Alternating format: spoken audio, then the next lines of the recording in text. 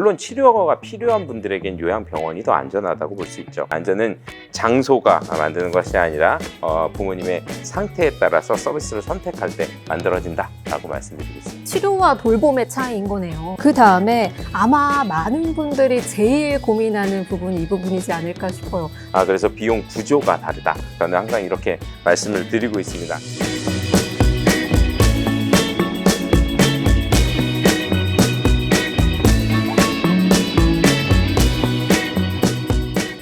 시청자 여러분 안녕하십니까? 보건복지 현장의 생생한 목소리를 더 깊숙하게 들여다보는 시간, 코아이 인사이드의 진행자 이슬기입니다.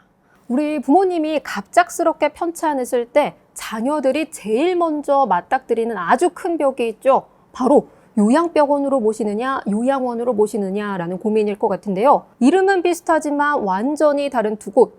오늘 그 기준을 딱 정해드리도록 하겠습니다. 자, 오늘 이 복잡한 문제를 시원하게 해결해 주실 귀한 분을 모셔봤는데요. 바로 국민건강보험공단 서울요양원의 성권영 선생님과 함께합니다. 선생님 안녕하세요. 네, 안녕하세요. 반갑습니다. 저는 국민건강보험공단 서울요양원 성권영입니다. 오늘 궁금하신 부분들을 제가 아는 범위 내에서 다양한 이야기들을 해드리려고 합니다.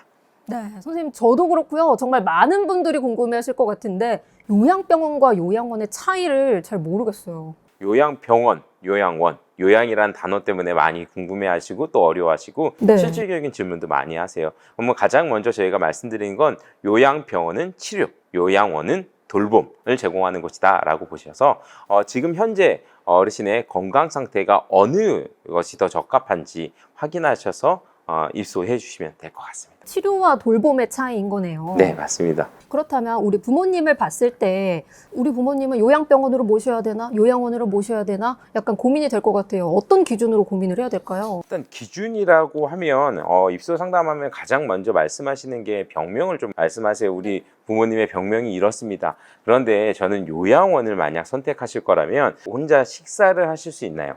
아니면 밤에 혼자 주무실 수 있는지, 화장실은 가실 수 있는지 라고 물어봅니다. 이유는 요양원은 어르신의 생활을 돌보는 곳이기 때문이에요. 치료가 필요하다, 의료적인 처치가 적극적으로 필요하다는 분은 요양병원으로, 아니면 돌봄이 필요하다라고 하면 요양원으로 오시면 될 것 같습니다. 저는 요양병원이든 뭐 요양원이든 항상 먼저 병명이 뭡니다라고 이야기를 해야 된다라고 생각을 했는데 요양병원이든 이제 요양원이든 병명보다는 생활 기능 부분에 좀 말씀을 드려야 된다라는 거죠. 네, 맞습니다. 생활 기능으로 보시면 제일 좋을 것 같아요. 진짜 이 상태에 따른 명확한 구분이 필요할 것 같은데 보호자분들이 상담하러 오실 때 조금 오해하거나 아니면 착각하는 부분이 있다면 뭐가 있을까요?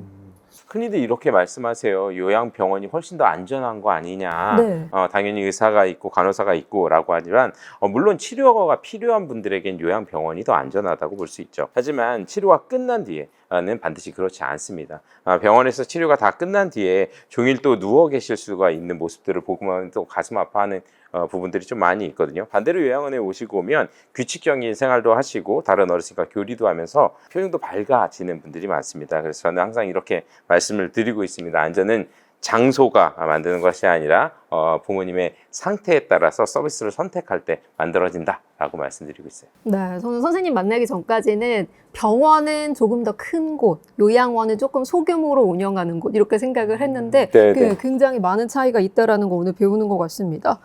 진짜 무엇보다도 상담을 받을 때 우리 부모님께 지금 당장 필요한 게 무엇인지 그것부터 세우는 게 제일 첫 번째가 되겠네요. 네, 지금 부모님의 건강 상태가 어떤지, 일상적인 생활이 가능한지를 먼저 돌아보는 것이 가장 중요하다고 볼 수 있을 것 같아요. 그러면 자녀분들이 이제 입소 결정을 내리기 전에 꼭 확인해야 될 거 있다면 어떤 게 있을까요? 네, 우선 입소라고 하면 요양원 기준을 말씀드릴게요. 장기요양 등급을 먼저 꼭 확인하셨으면 좋겠습니다. 두 번째는 제일 많이 말씀하시는 게 건물이 새 거냐 아니면 어떻게 노후가 됐냐 이거보단 직접 방문을 해주시는 게 중요하고요. 마지막으로 말씀드릴 것은 입소에 대한 상담을 충분히 해주셨으면 좋겠습니다. 다양한 질문들을 했을 때 혹 좋은 요양원이라고 하면 그 질문에 망설임 없이 대답하고 친절하게 안내를 하거든요. 이걸 꼭 기억해 주셨으면 좋겠습니다. 네, 진짜 중요한 포인트를 말씀해 주신 것 같아요. 좋은 곳은 질문을 불편해하지 않는다. 네. 네, 이 부분 잘 기억을 하면 좋을 것 같고요.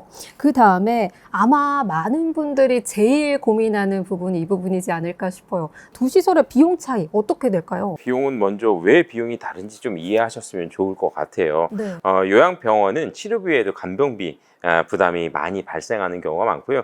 요양원은 장기요양 보험이 적용이 돼서 본인 부담금이 상대적으로 적은 편입니다. 그래서 비용 구조가 다르다. 건강보험과 노인 장기요양 보험에 따라서 다른 거고요.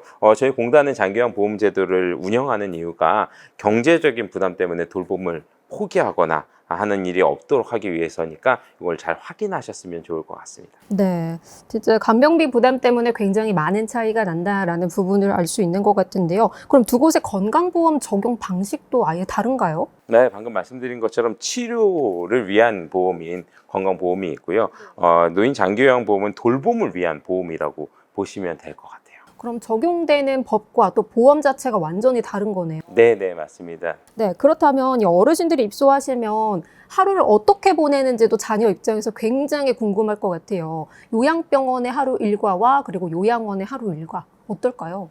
일단 요양원 기준 말씀드리면 요양원 떠올리면 조용히 이제 TV 보시거나 네. 아니면 누워 계시는 모습을 많이 상상할 것 같은데요. 실제로 현장은 그렇지 않고 전혀 다른 모습으로 있습니다. 하루 어떻게 보내냐에 따라서 삶의 질이 달라지는데 네. 저희 서울요양원에서는 아침 건강 체크를 시작해서 인지활동, 원예, 아니 음악, 다양한 활동들을 하고 계시고요. 그래서 한 분 한 분의 그 기능 유지와 즐거움을 위한 특별 프로그램들을 다양하게 운영하는 곳이 요양원이라고 보시면 될 것 같습니다.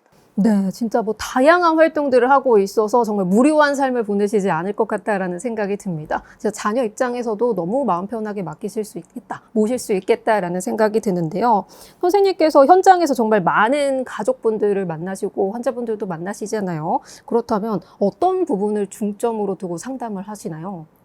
저는 상담을 할 땐 어르신의 건강 상태도 되게 중요하다라고 말씀드리지만 무엇보다도 가족들의 역할들을 중점적으로 말씀을 드리고 있습니다. 처음 입소를 하게 되면 어르신들이 상당히 많이 불안해 하시거든요. 그 불안감을 떨치는 것, 가족과 네. 헤어지고 이 불안감을 떨치는 방법 중에 하나는 규칙적으로 방문해주는 이 약속을 만들어가는 것을 가장 중요하다라고 말씀을 드리고 있어요. 예를 들어서 매주 토요일마다 올게 라고 하는 그런 약속. 그러니까 매일같이 와서 매일같이 묵고 하는 것보다 네. 그렇게 규칙적으로 가서 안전한 공간임을 확인시켜주는 게 제일 중요하다라고 말씀드리겠습니다. 네, 저는 오히려 서프라이즈하고 방문하면 더 좋아하실 줄 알았는데 예측 가능한 면회가 훨씬 더 좋군요. 네, 맞습니다. 네, 그리고 또 요즘 시설이 너무 많아서 어떤 시설이 좋은지 또 좋은 시설을 고르기가 굉장히 힘들 것 같은데 좋은 시설 고르는 현실적인 기준이 있다면요?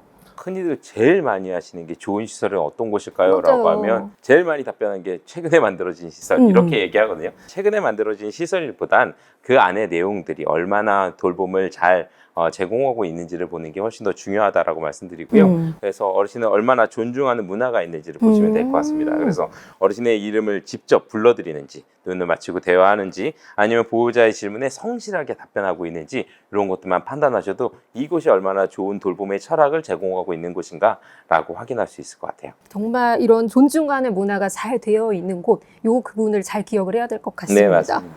네, 그럼 마지막으로 앞으로 노인 돌봄 체계가 어떻게 변할 것 같은지 현장에서 보셨을 때 그 부분은 어떻게 변할까요? 상당히 질문이 광범위한. 네. 노인 돌봄을 저희는 시설 기준이라고 말씀드리진 않겠습니다. 어르신의 이제 삶은 현재 우리나라는 초고령 사회로 들어섰어요. 네. 그리고 앞으로 돌봄에 대한 큰 변화가 있을 것으로 생각합니다. 예전에 돌봄이 필요하면 시설로 가야 되는 거 아니냐라는 얘기들을 많이 했는데요. 앞으로는 살던 곳에서 가장 오래 생활할 수 있도록 지원하는 거, 에이징 인 플레이스가 돌봄의 가장 중요한 방향성들이 되어지는 것 같습니다. 적극적인 치료가 필요하면 요양병원으로, 또한 요양병원에서 치료가 마친 뒤에 돌봄이 필요하다라고 하면 요양원으로, 그 돌봄이 다 어느 정도 제공이 됐다라고 해서 하는 것이 아니고 지역사회와 함께 이 일을 할 수 있고 충분히 내가 재택에서 집에서 돌봄을 받을 수 있다라고 하면 재택 서비스를 이용하는 것이 가장 중요하다라고 보여지는 것 같습니다. 그래서 이런 모든 것들은 치료와 돌봄에 필요한 시기에 따라서 서비스가 결정이 될 수 있도록 가족들이 다 상의하고 충분히 현명하게 선택하는 것이 중요하다라고 볼 것 같아요. 네, 오늘 성권영 선생님 덕분에 요양병원과 요양원의 차이를 정확하게 파악을 할 수 있었습니다. 치료가 필요하면 요양병원, 돌봄이 필요하면 요양원, 이 부분 여러분 딱 확실하게 기억을 해두시면 좋을 것 같습니다.